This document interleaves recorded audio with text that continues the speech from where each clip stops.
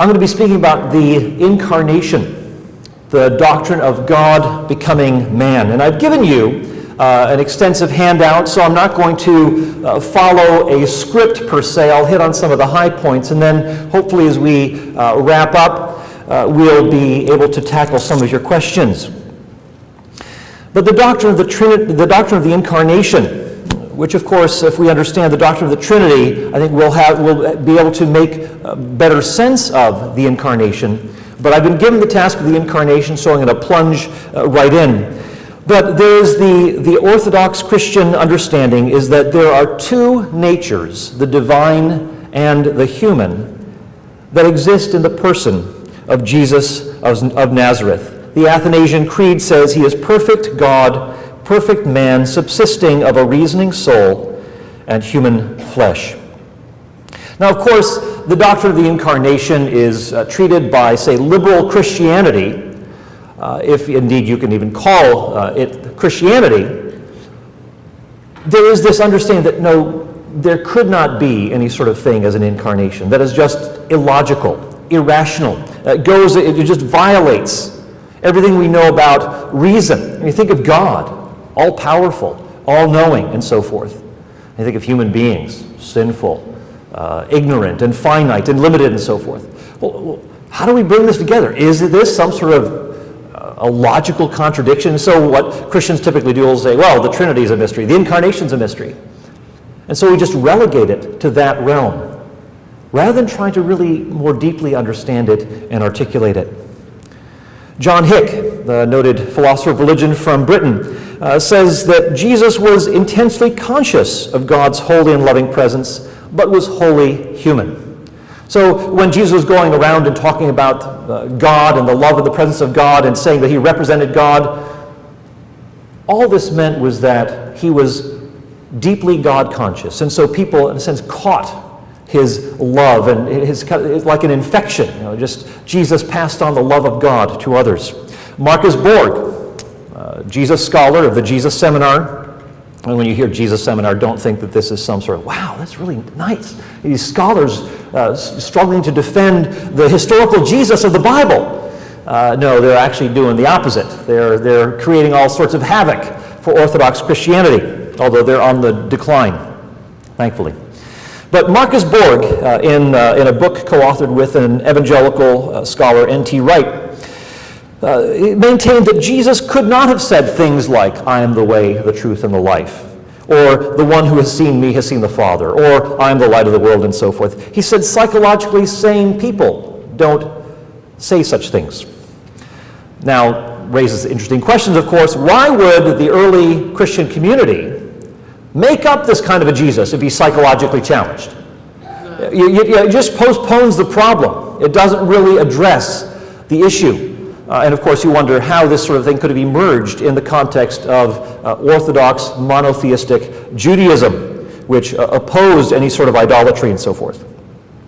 Well, we know from the scriptures that Jesus is human. He's got a body, human body. He is one who goes through various struggles. He's hungry, he's thirsty, he is tired and so forth. There are the things that we typically associate with being human. But we also see that Jesus is remarkable in many ways, showing signs of divinity. In fact, we see, we just heard this morning from Craig Hazen, Jesus forgiving the sins of someone, also knowing people's thoughts. Jesus is one who is also, he claims that he is able to forgive the sins and be the judge of all people. In Matthew chapter 7, Jesus says, many will say to me in that day, Lord, Lord, didn't we prophesy and cast out demons and do miracles in your name? And he will say, depart from me, I never knew you. Jesus, the final judge. That is astonishing. Jesus is explicitly called God in a number of passages. The Word was God, John 1:1, and that Word, John 1:14, became flesh and lived among us. And of course, John 1:18, that Word makes known or interprets God for us. It's interesting, too, as you read the Old and New Testaments, you compare the Old Testament reference, and Yahweh, Jehovah, is being referenced in the Old Testament, but in the New Testament, some of these verses are now being applied to Jesus. Yahweh is my shepherd. Jesus says, I am the good shepherd. Yahweh says, to me every knee shall bow.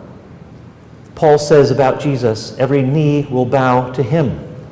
This one who, though being God, equal to God, went to the very lowest in order to, and then God exalted him to the highest place and gave him a name above every name and so forth. So you're familiar with these passages, but we see the deity of Jesus Christ reinforced throughout the New Testament as well. What's interesting as we go on to read the various biblical the New Testament books, one thing that, yes, there may be certain issues that are raised in the early church. For example, issues of circumcision and food laws and so forth. Take Acts 15, where they have the Jerusalem Council.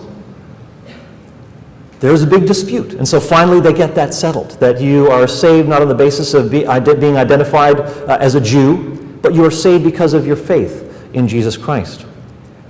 Yes, there are disputes about spiritual gifts and about whether you can eat meat offered to idols and so forth, but there is no dispute about the lofty status of Jesus as one who stands in the place of God and indeed is to be worshipped as God.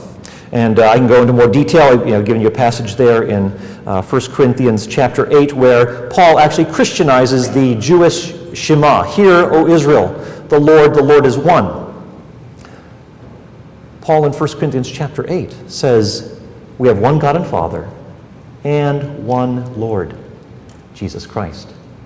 And he's the one who made all things, by whom all things have been made, and we exist through him.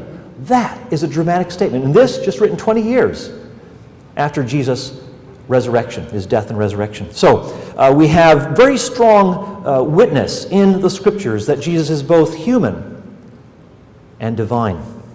Well, how do we bring that together? What I'm going to present to you is a model. Some people say, well, where do you find this in the Bible, huh? People come up to me and say, I don't see, I taught a Sunday school class once in which I talked about these things. I don't see this anywhere in the Bible. When I'm talking about natures and so forth. Well, not explicitly, but what we're trying to do is, in a sense, tease out what we see in the Scriptures and, in a sense, put together a model or a coherent picture that makes sense of the humanity of Jesus, as well as Jesus who claims these divine prerogatives. So, if you've got